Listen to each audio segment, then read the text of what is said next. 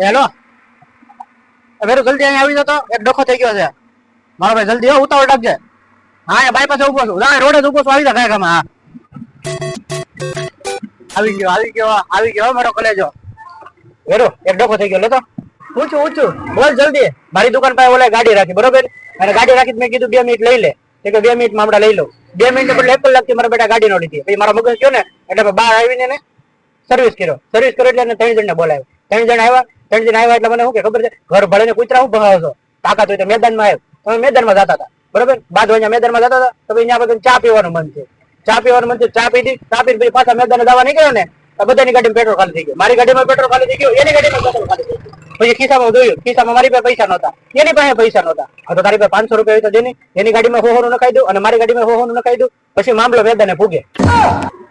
ચાલો દે હાલો અમારી તો